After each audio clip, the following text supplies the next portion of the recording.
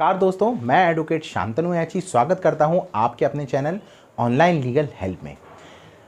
हमारे साथ इस वीडियो में अंत तक जुड़े रहिए और मैं आपको बताऊंगा कि भारत में तलाक की प्रक्रिया किस तरीके से लड़ी जाती है या शुरुआत की जाती है। अगर आपने हमारे चैनल को अभी तक सब्सक्राइब नहीं किया है तो हमारे चैनल को सब्सक्राइब कर लीजिए और बताइए आपको हमारी वीडियोस की श्रृंखला कैसी लग रही है।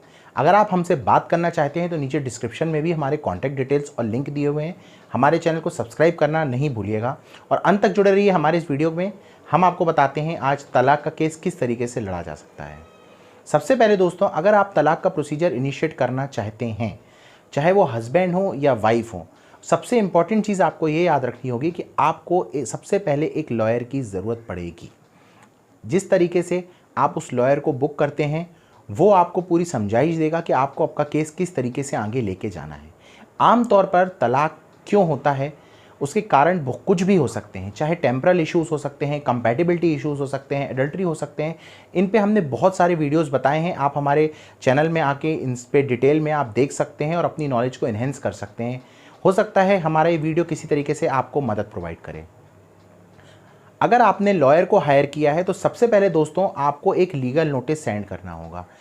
जो लीगल नोटिस वही सेंड कर सकता है जो तलाक की प्रोसीजर को इनिशिएट करना चाहता है, यानी कि स्टार्ट करना चाहता है। अगर वाइफ तलाक लेना चाहती है तो वो लीगल नोटिस वाइफ को भेजना होगा। हस्बैंड स्टार्ट करना चाहता है तो वो हस्बैंड को लीगल नोटिस भेजना होगा। यह लीगल नोटिस हमेशा एक वकील के माध्यम से, लॉयर के माध्यम से ही सेंड किया जाता है। यह जो नोटिस आप भेजते हैं, यह नोटिस हमेशा स्पीड पोस्ट से या रजिस्टर्ड एडी से ही पोस्ट सेंड किया जाता है। अगर आपका लोकल काउंसिल है, यानी कि लोकल काउंसिल का मतलब ये होता है कि जिस शहर में आप रह रहे हैं उस शहर का ही वकील है, तो भी उसको नोटिस रजिस्टर्ड पोस्ट के द्वारा ही सेंड किया जाता है। जब ये नोटिस सेंड कर दिया जाता है तो फिर इनको 15 दिन का समय दिया जाता है और उसके रिप्लाई का वेट किया जाता है। इसका मतलब ये होता है दोस्तों कि अगर हस्बैंड या वाइफ ने किसी एक ने भी लीगल नोटिस एक दूसरे को सेंड किया है तो 15 दिन के बाद जिसको लीगल नोटिस दिया है वह इसका जवाब देता है। आमतौर पे 15 दिन के अंदर जवाब आ जाता है। अगर मान लीजिए 15 दिन के अंदर जवाब नहीं आता है तो जिसने लीगल नोटिस सेंड किया है उसका यह राइट होता है, वह कोर्ट में पिटीशन दाखिल कर सकता है तलाक की। जब तलाक की प्रक्रिया स्टार्ट होती है और कोर्ट में पिटीशन दायर कर दी जाती है तो कोर्ट समन जारी करता है। समन का मतलब दोस्तों ये होता है कि कोर्ट का स्लिप या कोर्ट का बुलावा। लीगल नोटिस का जवाब तो आपने दिया नहीं, तो आपको कोर्ट के सामने पेश होना पड़ेगा उस समन के ज़रिए। जब आप अपनी पेशकश दर्ज करते हैं तब आपको उस पिटीशन की, यानी कि तलाक की जो अर्जी कोर्ट के सामने लगाई गई है, उसकी एक कॉपी आपको दी जाती है और कुछ समय दिया जाता है जिसको आप पढ़ के उसका जवाब दे सकें। जब उसको आप पढ़ते हैं तब आप ये डिसाइड करते हैं कि क्या इस तलाक की प्रक्रिया को आप एक्सेप्ट करते हैं या एक्सेप्ट नहीं करते हैं। अगर आप उस प्रक्रिया को एक्सेप्ट कर लेते हैं, मतलब यह है कि आपने तलाक की प्रक्रिया को म्यूचुअल डिवोर्स के लिए चालू कर दिया है। अगर उसको आप एक्सेप्ट नहीं करते हैं तो आपने कॉन्टेस्टेड डिवोर्स की तरफ अपना रुख मोड़ दिया है। म्यूचुअल डिवोर्स का मतलब आपसी सहमति से तलाक होता है और कॉन्टेस्टेड डिवोर्स का मतलब यह होता है कि हम तलाक देने के लिए एग्री नहीं हैं और हम केस लड़ेंगे क्योंकि हमें साथ में रहना है।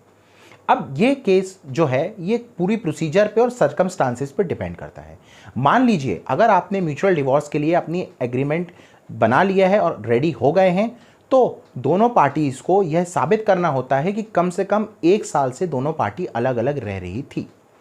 अब अगर जब ये साबित कर दिया है आपने कि 1 साल से दोनों अलग रह रहे थे तो कोर्ट 6 महीने का समय देता है। अब ये 6 महीने का समय, जिसको कानूनी भाषा में हम कूलिंग ऑफ पीरियड बोलते हैं, ये ज़रूरी होता है। हालांकि सुप्रीम कोर्ट का एक जजमेंट है जिसमें यह कहा गया है कि अगर पति पत्नी आपसी सहमति से शादी करके अलग अलग होने के लिए रेडी हो जाते हैं, तलाक लेने के लिए एक म्यूचुअल डिसीजन पे आ जाते हैं, तो ये 6 महीने का पीरियड है, इसको वेव ऑफ किया जा सकता है, यानी कि ख़त्म किया जा सकता है। लेकिन जो 6 महीने का टाइम दिया जाता है, इसका मुख्य उद्देश्य यह होता है कि कोर्ट ने जो आपने तलाक की प्रक्रिया को चालू किया है उसको आप एक बार रिकंसिडर करिए। आसान भाषा में कहें तो कोर्ट एक बार आखिरी मौका देता है उस 6 महीने का कि क्या आप लोग डिसाइड कर लीजिए दोनों पार्टीज आपस में कि क्या आप सच में अलग होना चाहते हैं या साथ में रहना चाहते हैं।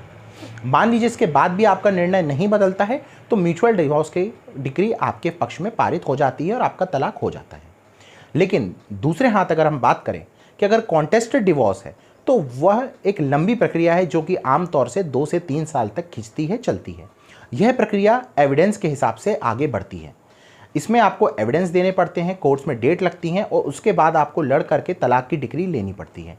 यह तलाक की डिक्री पूरे आपके एविडेंस पे डिपेंड करती है कि आपके जितने स्ट्रॉन्ग आपके एविडेंस होंगे उतना स्ट्रॉन्ग आपका केस होगा और उतनी आसानी से आप तलाक की डिक्री अपने पक्ष में ले सकते हैं। आमतौर पर यह केस एक लंबे समय पे चलने वाला केस है, तो आमतौर पर हम हमेशा सलाह देते हैं कि अगर मान लीजिए पति पत्नी ने मन बना लिया है कि उनको अलग होना है, साथ में नहीं रहना है, तो सबसे आसान तरीका होता है म्यूचुअल डिवोर्स का। तो दोस्तों, कैसा लगा आपको हमारा ये वीडियो, हमें बताइए, कमेंट बॉक्स में जाकर कमेंट करिए। एक बार मैं पुनः रिपीट कर रहा हूँ, ऊपर हमारे डिस्क्रिप्शन में दिए हुए हैं लिंक भी, कॉन्टैक्ट डिटेल्स भी, आप हमसे बात कर सकते हैं। आप हर बार की तरह हमको अपना जो कीमती समय देते हैं उसके लिए बहुत बहुत धन्यवाद। थैंक यू दोस्तों।